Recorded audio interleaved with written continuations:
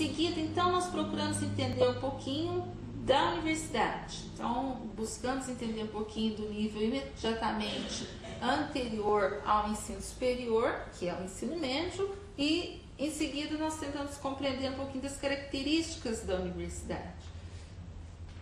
A universidade, especialmente a universidade pública, né, tem como principal característica ir além do seu contexto histórico, ou seja, a universidade, ao mesmo tempo que ela está inserida no contexto histórico do seu momento, naquela dada sociedade, ela ela enxerga além, ela consegue ir além dos aspectos, né, que a sociedade tem como importantes, né, desenvolve aí como valores. Uma outra característica importante da universidade é a característica de ser uma instituição social, um espaço social, ou seja, um espaço da sociedade. E esse aspecto é um aspecto que nós precisamos nos deter, porque muitos pesquisadores hoje, né, têm apontado que essa é uma característica que a universidade tem, uma característica da universidade que tem sido abalada, ou seja, essa característica ela não tem ficado muito clara na nossa sociedade, ou seja, a universidade pública não tem sido vista, né? Nós vamos falar especificamente da universidade pública, porque é o centro das nossas preocupações, né? Não tem sido vista como uma instituição social, ou seja, como uma instituição que está aí não só para a equipe, para o grupo acadêmico, né, para a comunidade acadêmica, como está aí para a comunidade como um todo, para a nossa sociedade como um todo. É claro que esses dados específicos da universidade, eles não estão diretamente ligados ao acesso do jovem à universidade pública. Mas se nós pensarmos que a característica da universidade, enquanto espaço social está abalado, então existe uma possibilidade de que os jovens não enxerguem na universidade pública um espaço também de possibilidades para eles, ou seja, não enxerguem os vestibulares das universidades públicas e nem cursar uma graduação na universidade pública com possibilidade de ascensão social, com possibilidade de ascensão cultural ou econômica.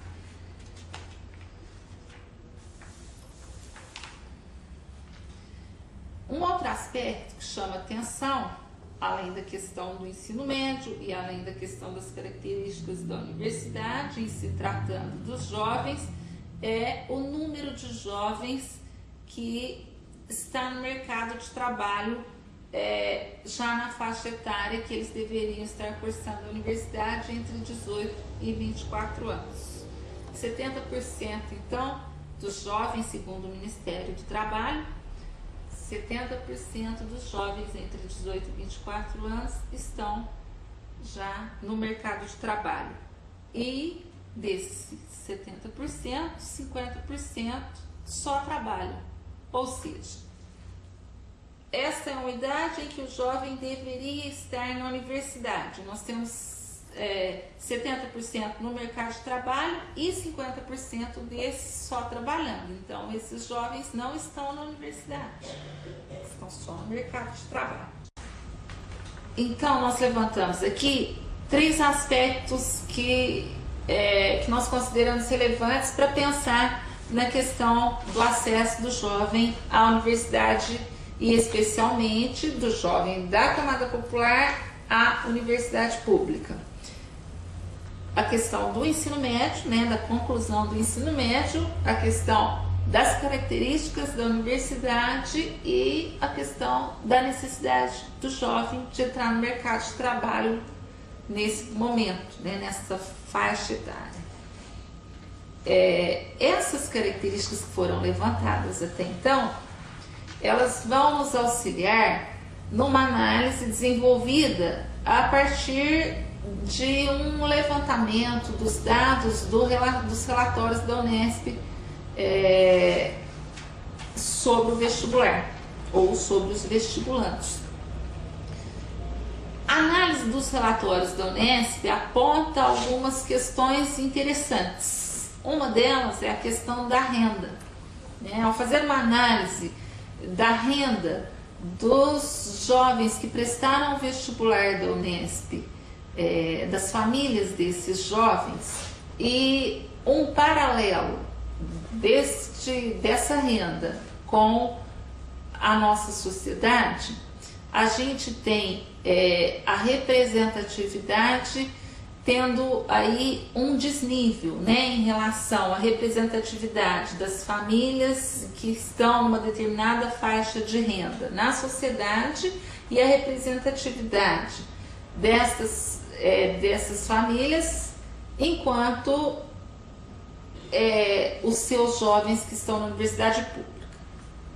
Tentando esclarecer um pouco melhor, vamos falar de um caso concreto, A classe média, e considerando aqui como classe média a classe C, de que a Fundação Getúlio Vargas, no seu Centro de Políticas Sociais apresenta como classe C, essa classe média é a que tem um equilíbrio maior da relação, em relação à proporção da quantidade de jovens dessa classe média que presta vestibular e a quantidade de famílias que vivem com essa renda na sociedade. Nós temos 35% dessa classe em 2008, na verdade, esses dados são de 2008. Em 2008, então, a gente tinha 35% das famílias vivendo com uma renda referente à classe C, classe média,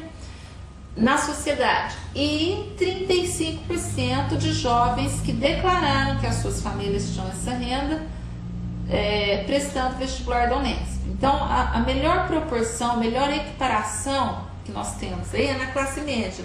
Quando a gente fala dos segmentos, das camadas mais altas, e nós estamos falando de pessoas que ganham acima de 10 salários mínimos, de famílias que têm renda acima de 10 salários mínimos, nós temos uma desproporção, no caso dessas famílias, para mais. Então, é maior o número de jovens que vêm dessas famílias, que são provenientes dessas famílias e que prestam vestibular da Unesp, do que a sua representação na sociedade. A representação dessas famílias na sociedade é de 15%.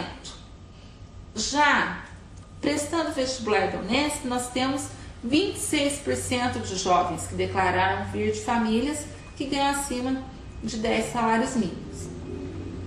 E esse desnível se inverte quando a gente pensa na camada mais baixa, que ganha até 2 salários mínimos.